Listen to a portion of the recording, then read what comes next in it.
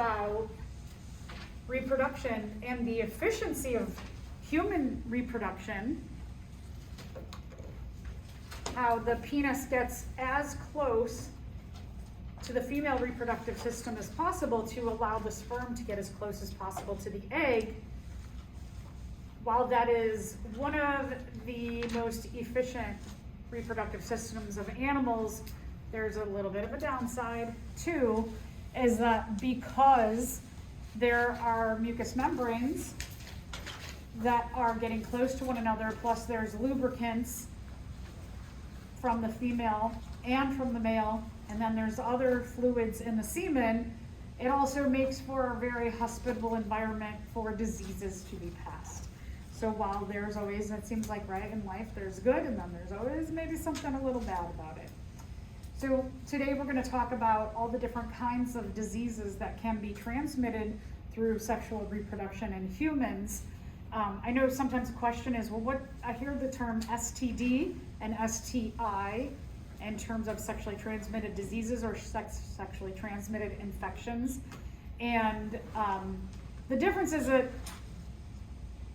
probably, I don't know, maybe like a couple decades ago, they started to differentiate between the two because they called them all sexually transmitted diseases. And people started to go, well, we really categorize a disease as something that's long-term and may not be able to be cured, but something that you try to minimize the symptoms of. And an infection is something that can be cured. And so then they started to kind of put some of these into the STD category and the STI category. So in case you were just wondering, that's a differentiation. So we're going to look at bacterial, viral, protist, and lice sexually transmitted diseases. I'm going to show you some graphic pictures, so I'll try to warn you. Come on. Oh, yes.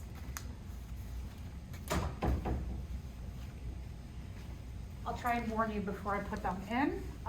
You can Google these and see all kinds of crazy pictures, like, for example, sexually transmitted diseases that make their way to any mucous membrane in the body, like eyes, nose, mouth, ears, breasts, and then especially the urogenital region.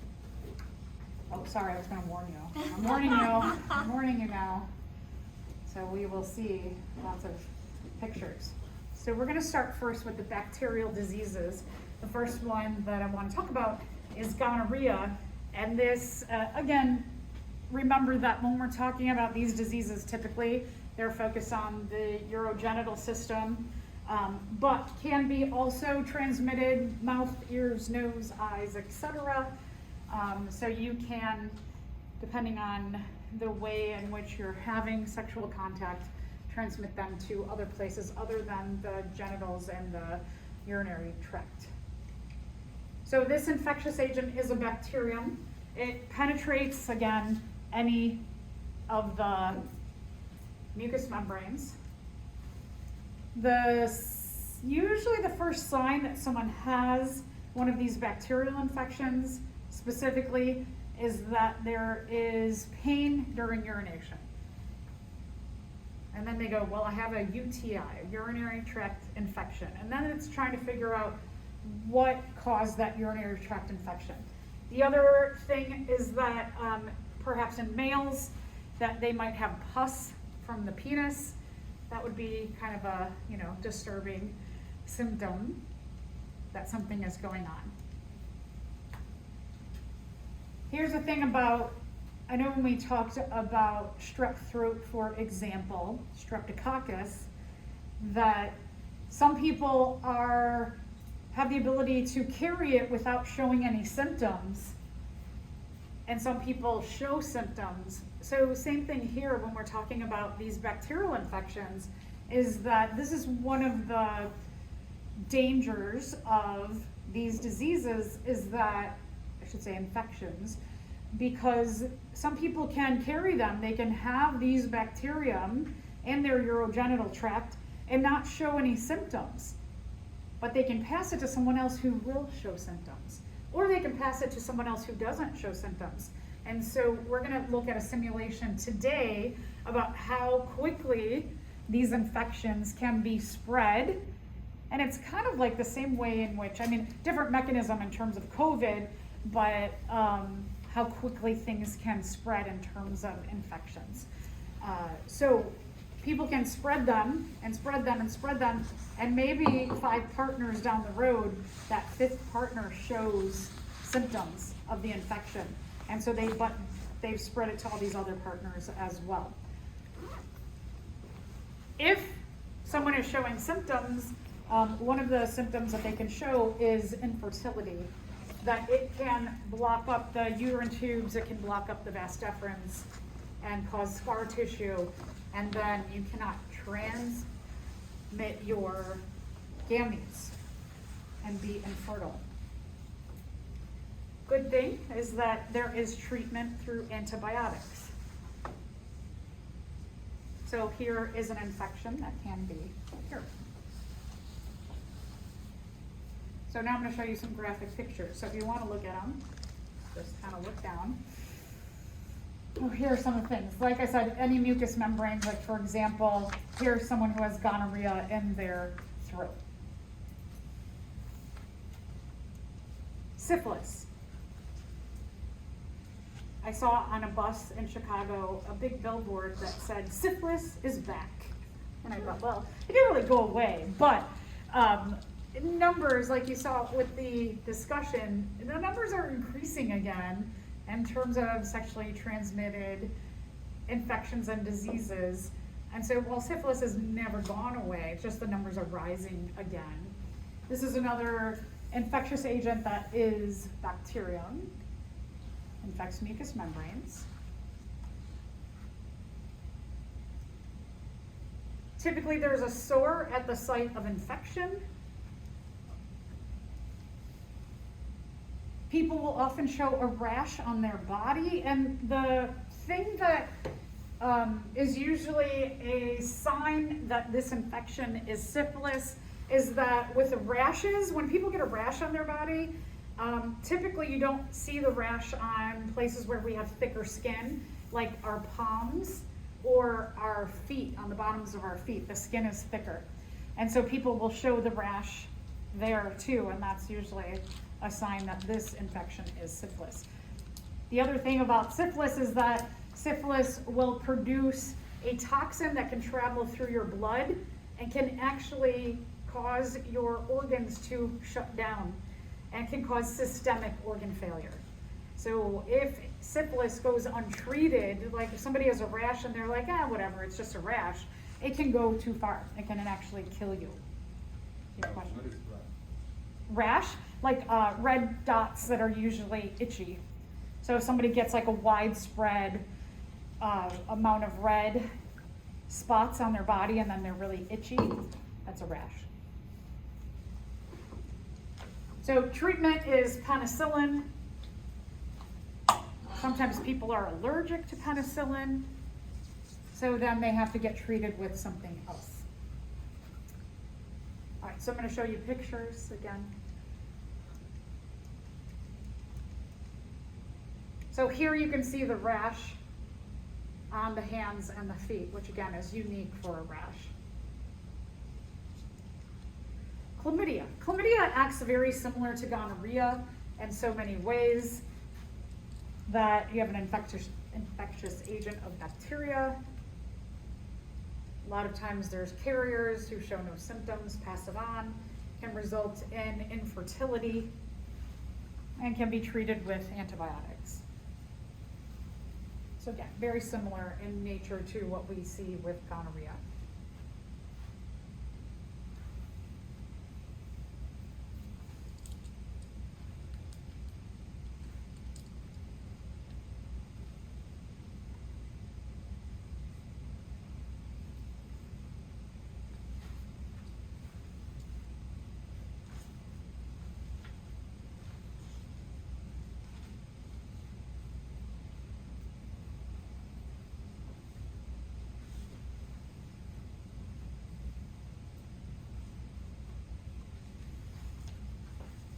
All right, I'm going to show you pictures.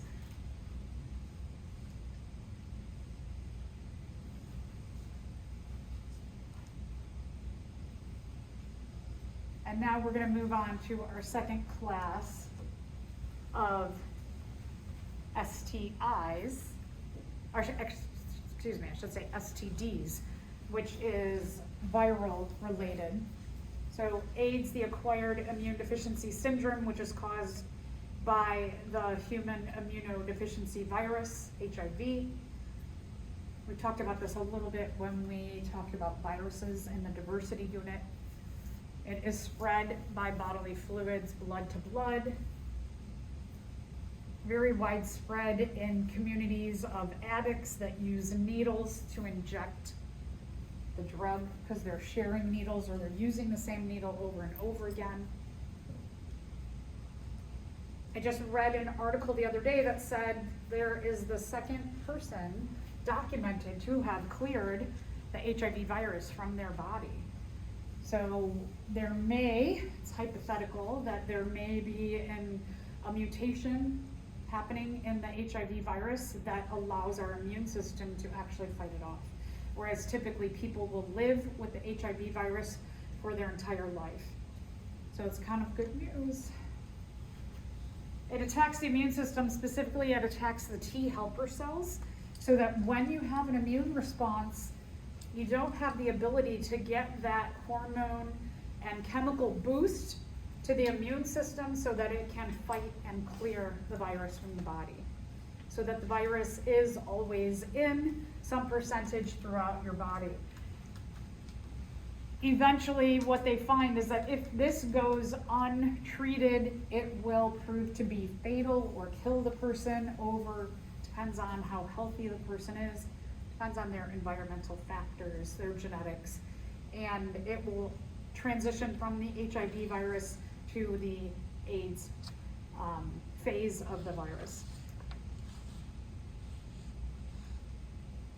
So one of the things about this I want to mention in terms of like health is that this virus can be treated, and you know, again, a couple of cases where we see it is cleared from the body, 2 cases so far, but there's no cure yet. However, there are antiviral treatments that people typically take to keep the virus at a low level throughout the body. So every day they're taking some of these medications to keep the virus kind of at bay, so to say, or keep it like at a low level in their body, and they can live a pretty long, healthy life with them. However, these treatments, these antiviral drugs, are very expensive, and so it depends on, like in the United States or Canada, Europe, for example, that people may be able to, through insurance or government support, be able to afford these treatments. However, if you're looking at third world countries, for example, that these treatments may not be available to them. So, you know, it just is an inequity issue worldwide with these treatments. So I'm gonna show you pictures. One of the earliest signs that someone has transitioned from the kind of just having HIV in the body into the AIDS phase is that they will show sores or bumps on their body, like a rash called Kaposi sarcomas. And so then it kind of shows that the person is transitioning toward kind of an end of lifetime issue due to this virus. Herpes is another virally transmitted, sexually transmitted disease.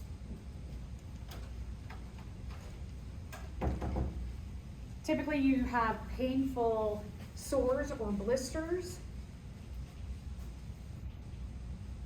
on the genitals or any mucous membrane.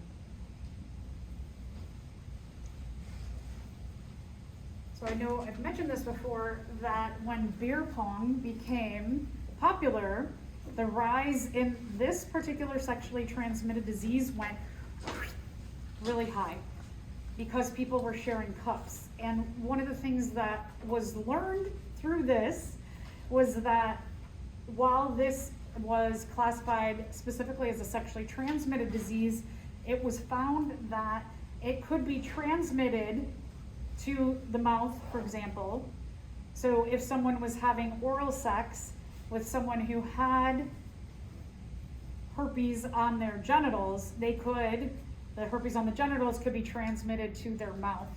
And then they go to a college party and they play beer pong, and they take drinks out of a cup, and someone else takes drinks out of the cup, that virus, sexually transmitted virus, can be transmitted from that cup to another person's mucous membrane. So they found that when people get cold sores, which is in the same class of virus as herpes in terms of the sexually transmitted herpes, cold sores are in that same class, that they used to think that you could only get cold sores like on your mouth or in your nose, like here, but then they found that you could get the typical cold sores transmitted to the urogenital system, and this sexually transmitted disease, again, transmitted to the mouth, eyes, ears, nose, throat, etc. So there was a lot that was learned from beer pong. Who knew college would teach you such things? This virus never leaves the body, but it emerges in times of stress. So if you're somebody who gets cold sores, you might notice that every time an exam comes up or finals comes up or something's going on in your life and you're stressed out, pops up, right? You get a cold sore. Same thing with herpes and the urogenital system, is that may pop up. And again, it could be someone thinks they have cold sores, and it could be this class of herpes and not necessarily just cold sores. There is no cure, but there are antivirals that can keep it at a low level in the body. One of the other factors, as I say, and way to help treat this is reduce your stress. Right? Good luck with that. The other thing that they learned was that the virus, even though it's in low levels when you're not stressed out, and with the treatment of the medication can keep it in even lower levels, it can be, but it's not super common, it can be transmitted even when an outbreak is not happening. But again, medications can keep it at a very low level. Oh, sorry. Picture. There you go. I always think, like, if you have a cold sore and then you let it get this bad, what you got something else going on in your life that you're just really not focused. Genital warts, the human papilloma virus, also known as HPV.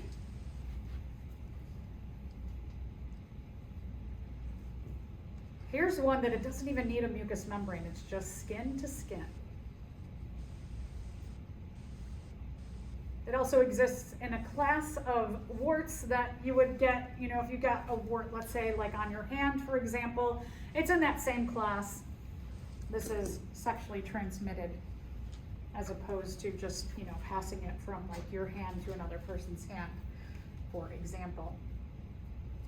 Usually symptoms of it are you see an actual wart on the urogenital system. However, this can be found inside of the vagina and typically will grow on the cervix of females. So the only place or time that it can be discovered is through a pap smear, through the yearly pap smear. So this is one reason why it is very important for many other reasons why it's important for women to yearly get that checkup from the doctor and get that pap smear, because there are 10 different HPV viruses that cause cancer in women.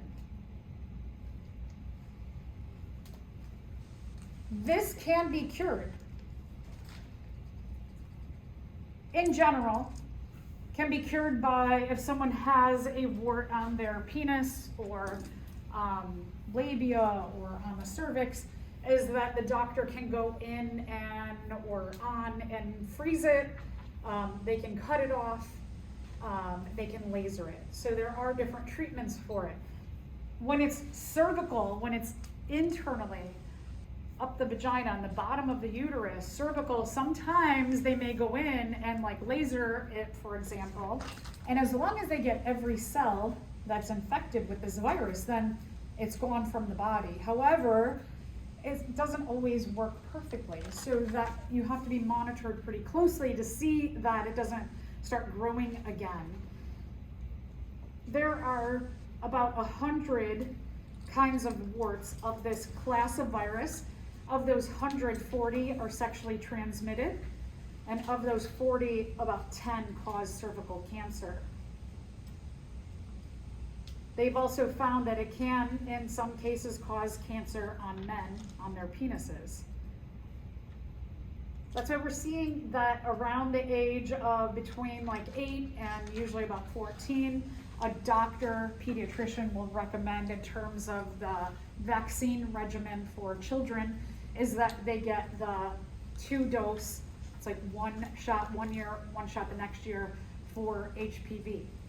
However, with that vaccine only covers 4 of the 40 types of sexually transmitted HPV. Now, of those 4, they cover about 80% of the 40 that are sexually transmitted, because those are the most common ones. But does that vaccine give you an insurance policy that you will never get any of the other ones? No. So this is one that I wish they would talk about a lot more in terms of education of it's Gardasil, right? Or, no, is it Gardasil? Gardasil? I think so. I think it's Gardasil. That is the vaccine. I wish they would just give a little more education, like to parents to talk to their children about, that says like, but this is good, but there's still like a little percentage chance. I mean, well, 20% is still pretty high to me, that someone could get this, one of those other viruses. So just to know that too. In terms of the cancer, again, it is curable. However, like I have a friend who they can't seem to get every single one of the cells, and this has been going on for over 10 years, that they are closely monitoring and trying to get every single cell that has the cancer-related virus. And so it is, while curable, it's not easy also in many cases. Oh, sorry. Okay, picture time, and again, this is I give you the extreme picture, so it's like, how did it get this far? Like, how did it get that far? Right? It looks like Saturn. Okay, so now we're on to another class. This is a protist-related sexually transmitted disease.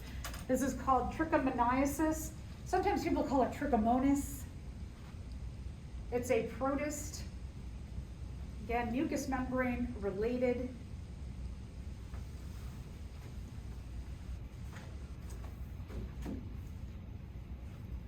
Typically pain and urination, some kind of pus or weird discharge, some kind of weird fluid that's not normal.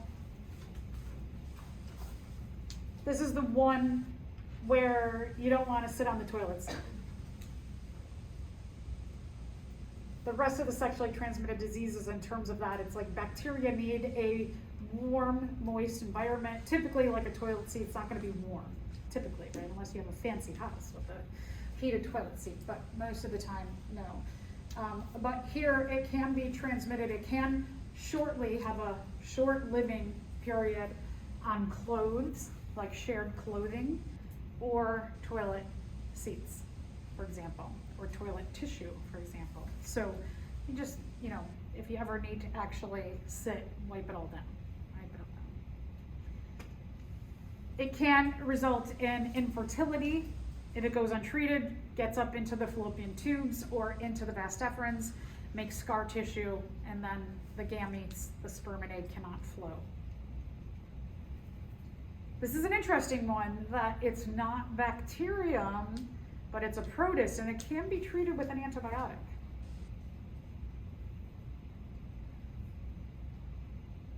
So there are cases in which antibiotics can treat fungus, protists, as well as bacteria.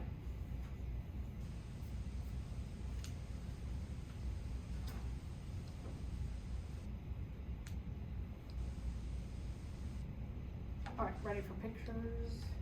I'm gonna show you what the organism looks like under the microscope, so it's not this big. So this is blown up 430 times. So again, really teeny, but can be like, just looks like a little tiny dot, basically, and can cause a lot of irritation. All right, and the last one I want to talk about is the sexually transmitted disease of crabs or pubic lice. It's an arachnid. So it's related, it's a relative of the spiders, it's in the spider family. It lives by biting your skin and living off fluids that come out of your skin, like blood and water and other, like plasma-related tissues. These can have their own sexually transmitted disease or have bacterial infections, so they can not only bring their own disease to you, but they can also transmit other diseases to you, right? That's crazy. They typically, the signs that someone have these is that just a lot of itching in the pubic hair, and then they investigate a little more and they see little things crawling around, because you can see them. They are big enough. So they are bigger than the Trichomoniasis. Treatment is you can use shampoos. There are special shampoos to kill them, or just shave off the hair, because even though these are an arachnid, a spider-related organism, the ends of their legs, they have little pincer-like things that allow them to crawl around on the pubic hair. So that's why they call them crabs. People thought at first, upon seeing them, that's some tiny little crab, but it's actually an arachnid. So I'm going to show you pictures here. So that's what it looks like. This is blown up, but this is a hair. This is a pubic hair. So right, you can see hair. So you can see that. Right. Okay. All right, so those are the sexually transmitted infections and diseases. Now we're going to talk about ways to prevent pregnancy from happening. So we're going to talk about contraception. There's 3 classes of contraception. One prevents ovulation. The second class prevents the sperm and egg from ever meeting up. And the third prevents implantation, meaning that a fertilized egg from actually implanting into the embryo. So the third class is that there is a pregnancy, but there's nowhere, like the endometrium, for example, it's not nice and healthy and welcoming for the fertilized egg to implant. So it usually disintegrates and dies off. Let's remember this. What do estrogen and progesterone do when they're together?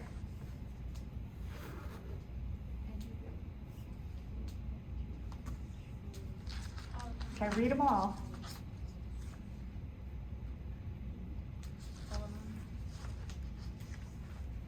When you have estrogen and progesterone, so remember that when we're talking about the menstrual cycle and you get about week 3 of the menstrual cycle and the oocyte has ovulated or come out and burst out of the wall of the ovary, that the follicle cells around the oocyte originally start to produce estrogen, and by about the 3rd week they have matured into the corpus luteum. And that maturation into the corpus luteum, those cells begin to produce not only estrogen, but estrogen and progesterone. So in about that week 3, they produce those. And if fertilization happens, they continue to develop. And then we have this whole process of keeping estrogen and progesterone levels high. And regardless, in those few days after the corpus luteum is developed, is that estrogen and progesterone levels are high. If fertilization occurs, they stay high. If fertilization does not occur, corpus luteum starts to break down and the estrogen and progesterone levels fall down. So when they are high, they travel through the bloodstream and go back to the hypothalamus, and the hypothalamus produces GnRH. The GnRH would travel into the interstitial fluid, the extracellular area, to the pituitary gland right next door, and the GnRH is going to stimulate the pituitary gland to produce FSH and LH. Follicle stimulating hormone is going to tell the oocyte continue to produce more follicles, keep beefing up those follicles, corpus luteum, etc. And what would happen is that if these levels were high, it would say, keep this cycle going because we have a fertilized egg here. And if that cycle were to continue, it would prevent, if those levels were high, it would tell this eventually to stop. And it would eventually inhibit if progesterone stays high, which is one of those things that they monitor women when they're pregnant, especially early on, make sure those progesterone levels are high, because when progesterone is high, it tells GnRH stop producing GnRH. No GnRH inhibits LH and FSH. No FSH and LH will continue these to develop, and then will also prevent ovulation from happening. So E is correct. So here's a case, again, when you're looking at a question that you want to make sure you don't just go, oh, I know when those are high, it inhibits GnRH, and then you stop, and then that's not the only correct answer. Okay, so make sure you read through all the choices. Okay, so we're going to look at first the hormonal methods that prevent ovulation from happening. So remember, we just said that when estrogen and progesterone are high, all of those things stop happening, which means that ovulation doesn't happen again. When estrogen and progesterone levels are high, our brain thinks that the female body is pregnant. So what these hormonal methods do is they give that either synthetic estrogen or a combination of estrogen and progesterone, and they say, oh yeah, this person here, they're pregnant, so let's not do this whole cycle again. So no ovulation. So what these methods do is they do not allow the female to ovulate every month. Therefore, the female can have sex without getting pregnant. So it tricks the body. These methods trick the body into thinking that the person is pregnant so that ovulation doesn't occur. And there's no egg then every month to fertilize. Isn't that fascinating? Tricky. So they typically will keep a supply of estrogen and progesterone, and we'll see the different methods and what they utilize. One of the things about these methods is there's a lot of different methods, and especially birth control pills, there's a lot of different formulas for them. So they're either estrogen and progesterone or progesterone only, depending on what combination they are. You may, as a female, react differently to each one. And so sometimes people will take one and they'll go like, oh, that one made me nauseous, whatever, or made me gain weight, or made me really bloated. And so then you go back to your doctor and say, this one's not working for me, what else can I try? Because there's a lot of different formulas for them. So these are pills that are taken once a day. It's so great now with the smartphones that people can set on an app. There's an alarm that says take it every day at this time, and so a little alarm goes off and it reminds you to take your pill.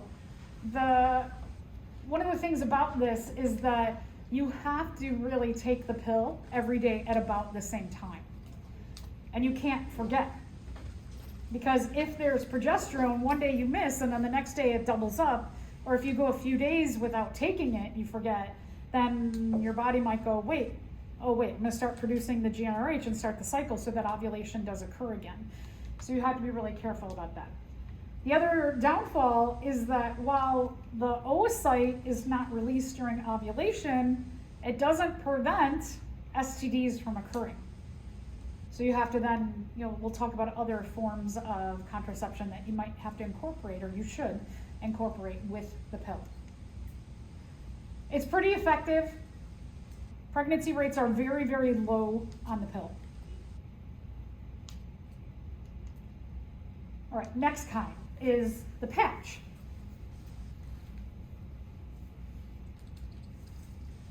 Finally, we're seeing different colors. I just think it's like Band-Aids now. Just finally seeing in stores Band-Aids of different skin colors, because the Band-Aids were always white. And now I was like, oh, that's so nice that they're finally making Band-Aids that blend with different skin colors. Same thing with the patch. They're finally coming out with different skin color related patches. So this one has estrogen and progesterone, synthetic estrogen and progesterone, patch sticker replaced once a week. People can put it on the shoulder, on the back of the hip, or on the front of the hip. So again, you can see here, like that doesn't match her skin color, but things are coming along, finally.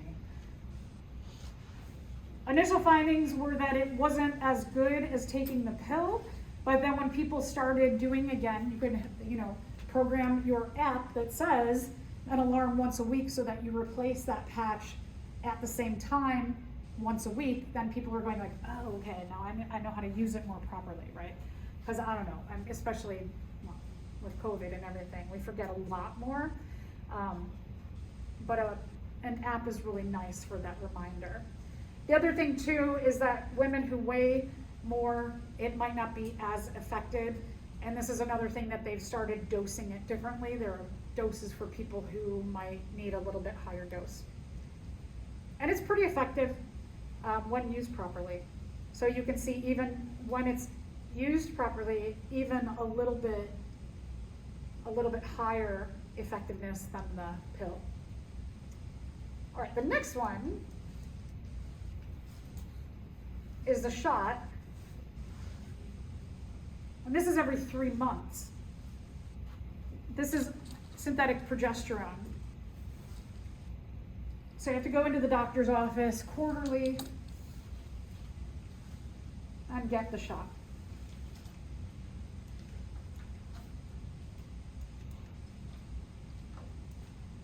Again, got to set that alarm. Make sure that you're scheduled to do it at the right time.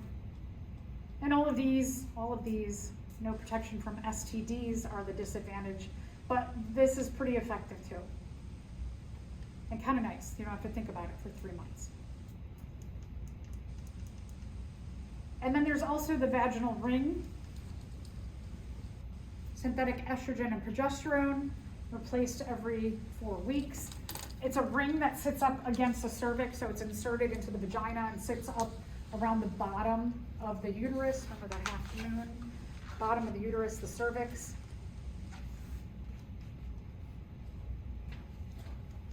So you can see here, you would insert it and it would go into this area. So good thing, 4 weeks, bad thing, gotta remember to do it exactly every 4 weeks. No protection from STDs either. This one is not as effective because this can slide around a little bit. So because it can move a little bit, maybe not necessarily the best method. This is one of the newer things as the implant, is that this is a little plastic rod. So you can see it here. It's about 2 centimeters. Gets inserted underneath the skin in the arm. So here again, you can see that inserted underneath the skin in the arm. Every 3 years. So it's going to keep progesterone levels high because this has progesterone in it. And you just have to remember, every 3 years, got to go back and get it. But it's actually very effective. Has a pretty high effectiveness rate. So those are all the hormonal methods. All of those methods, again, very effective in preventing pregnancy, but no protection from STDs either. So now we're going to talk about methods that prevent the sperm and the egg from ever meeting up or touching. These are called barrier methods. They provide some kind of actual barrier between the sperm and the egg to meet.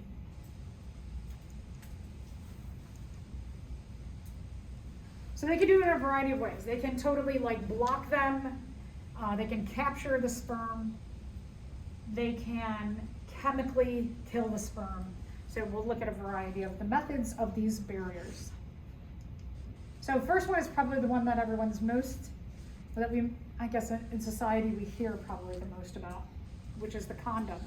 We hear more about, go figure, the male condom, but there is a female condom also.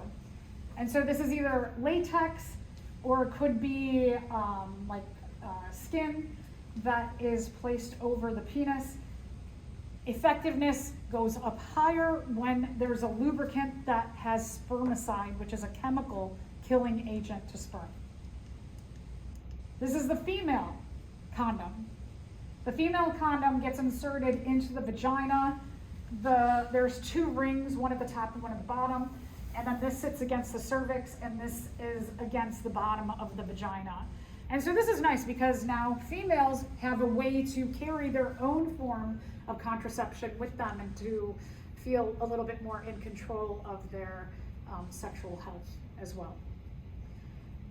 Better if it's infected with spermicide also, so that it can kill off the sperm chemically. So let's take a look at the effectiveness. So a lot of times people say, oh, look, it's like the condoms are very effective on the low end, but if they're not used properly, they rip. Somebody carries them in their purse or their wallet or their backpack for too long. They could get beat up and get, dinged and get holes in it.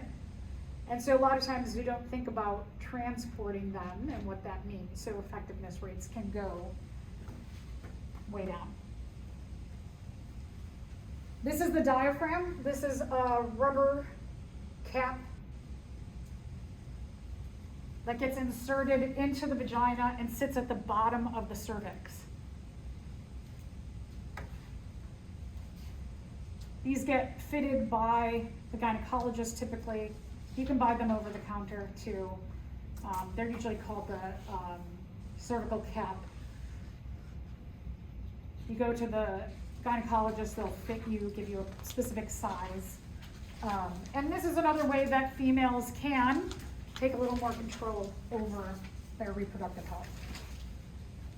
This can be and should be used with a lubricant that also has spermicide, so you're going to up your effectiveness of this. So some of the good things is that it can be used again with cleaning and proper care. A little bit of protection from STDs because it does cover the cervix, but again, the vagina is not protected. And depending on the effectiveness, how it sits in place and the fit of it in the vagina, effectiveness can be relatively affected to not as effective. And again, you're gonna increase with any of these, like the condoms or the diaphragm or cervical cap, you're gonna increase your effectiveness by using something in combination like spermicide, for example. The sponge seems to come and go on the market. Very similar in nature to the diaphragm, but it is single use. These are not to be used over again. They have spermicide inside of them. They will provide some protection from STDs in terms of protecting the cervix, but not the vagina. They work for 24 hours, so you can insert it in one day, take it out again. And effectiveness on the low end starts to get pretty high even.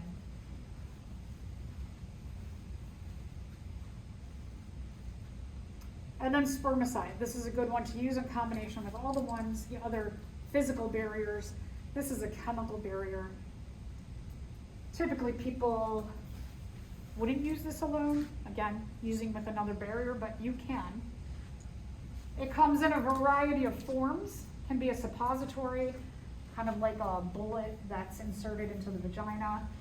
a jelly or a cream, a film, a foam, so lots of forms of this. You'll see this on some condoms. Those are good ones to look for. And effectiveness alone, a little bit high, but that again, use that in combination with something else and ups your protection. Partial protection from STDs, because the spermicide will kill some bacteria, for example, but doesn't kill them all necessarily. So a little bit. All right, here's some methods that have a lot of different actions to them. So one is implant prevention. Prevents the fertilized egg from implanting into the uterus.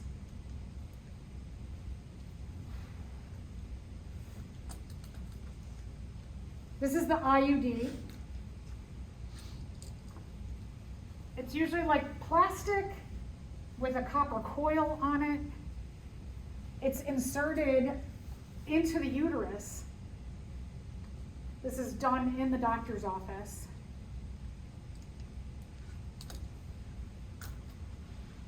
So this T shape goes into the uterus. And it would function like that. So this effectiveness rate, I don't know where they're getting their data or who's paying them to show that, because I know a handful of people who've gotten pregnant with the IUD. So that's just my own anecdotal data in comparison to that. So just read if this is something that it's semi-permanent. Usually it'll stay in for like 7 years and then I'll take it out. But anything that you're ever going to go along with, do your own research and read the current data on it. And then this is the morning after pill, Plan B. This is definitely getting a lot of, I have seen a lot of this in the news about trying to make this more accessible and less expensive to people as an emergency form of contraception. It's a 2-part medicine that's taken as soon as possible after sex has occurred, and it helps the uterus to flush the endometrium out, so that if an embryo is implanted, it's going to flush it out with the endometrium regardless of the time of the month or the point in the menstrual cycle. This can be very painful because it's going to cause a lot of cramping. It's going to cause the uterus to contract. So it can be painful for a few days. There's no protection from STD, but the good thing is that at least it's in an emergency case, but not something that you want to rely on because it's not foolproof either. Usually you can just walk up to a pharmacy and buy it right there without a prescription. But again, they're trying to, I've seen a lot of advocacy organizations trying to make it cheaper and more accessible. And then there's behavioral things that people can do to prevent pregnancy. So the term abstinence means not participating in sexual activity, and there's kind of 2 ways of doing this. One is not at all, and 2 is during ovulation. So we're going to look at both of those. So one is kind of the term abstinence, which is no sexual activity, which means complete protection from STDs and STIs. And if you don't participate in sexual activity, you can't get pregnant or get an STD or STI. And then the other way of incorporating abstinence is through a method called the rhythm method, which you would track the menstrual cycle so that in the days like during ovulation and the few days before and definitely the few days after, you would be abstinent so that you wouldn't be able to get pregnant. This takes a lot of planning and work. Again, there's apps, an app for everything, that you can track all the parts of the cycle and then abstain during those times. Now, no protection from STD, but again, It can be relatively effective, but if you don't keep up on it, then if you're just like, I think I'm ovulating, I'll abstain now, you gotta really know. The last class that I want to talk about are surgical sterilizations. So these are either procedures or surgeries that can happen that prevent the egg from getting out of the fallopian tube or the sperm from getting from the testes and through the entire vas deferens. So these are, and we'll talk about permanency about these. They're in the female permanent, in the male semi-permanent. No protection from STDs, so no pregnancy, but no protection from STDs. Almost 100%. I know a couple people whose partners have had vasectomies, so the male procedure, and they've still gotten pregnant. So again, you gotta do your research. Okay, so vasectomy is where they disrupt the vas deferens, either by cutting and then suturing, or they'll use like a laser and they'll kind of like burn the middle of the vas deferens so that the sperm can't get through the testes and then into the semen. So this is a big misconception a lot of people don't realize, is that sperm are still produced. The semen is still produced. Everything is still produced, however, the sperm just don't get into the semen. And so a lot of times men will be like, no, I'm not doing that because it's gonna change my sexual health. Well, it does nothing. It does no effect to the sexual health. Everything functions totally fine. It's just that the sperm are not in the semen anymore. This procedure can be reversed. So if somebody gets one and then later on they meet someone in life and they realize I wanna have a child with this person, they can reverse it. The zero pregnancy rate per year, again, do your research. This one, questionable. So here again, the testes, the epididymis, and then you have the vas deferens, and then they'll do something to call it cauterize, which means they kind of like burn the ends of it so that it disrupts the flow of the vas deferens, thus disrupting the flow of the sperm into the upper part of the vas deferens. And remember, this is still gonna come up and around, and then it's gonna go past the seminal vesicle, the prostate, and the bulbourethral gland, so that with those three structures, semen is produced. Has no effect on the structure or function of the penis itself. So sexual health works perfectly fine. So females, the female surgery is called tubal ligation. With the males, it's called a procedure. The males can have it done in the office and be back out to their lives the same day. So one of the things I want to just point out, go back, is that typically what they do is they go in through the scrotum. So they can do it in office, they'll go in, find the vas deferens, and then cauterize or tie, meaning they cut and suture. And so they can do that in the office. It's a little bit of like a sore, or just a little bit of a nick that has to heal. And a lot of men walk out and just like go back to life with a little bit of, tiny bit of pain to heal. With females, this is a surgery. It's a lot more complex. And it does involve the use of anesthesia. And so it's a little bit more risky and complicated then. Very similar in that the fallopian tubes, like what you saw, cauterized or tied, sutured, the eggs are still produced, but they just don't flow through the fallopian tubes. The fallopian tubes, uterine tubes, oviduct, it's disrupted.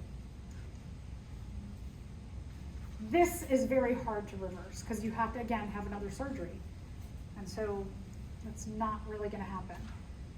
Typically 0%. I have never personally heard of anyone getting pregnant after a tubal ligation, but again, do your research. So this is what it looks like. Now, what they have to do is they have to go up through the vagina, up through the uterus, into the fallopian tube, and then get here.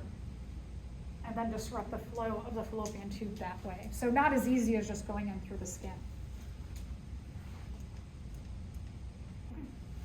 Any questions about anything? There.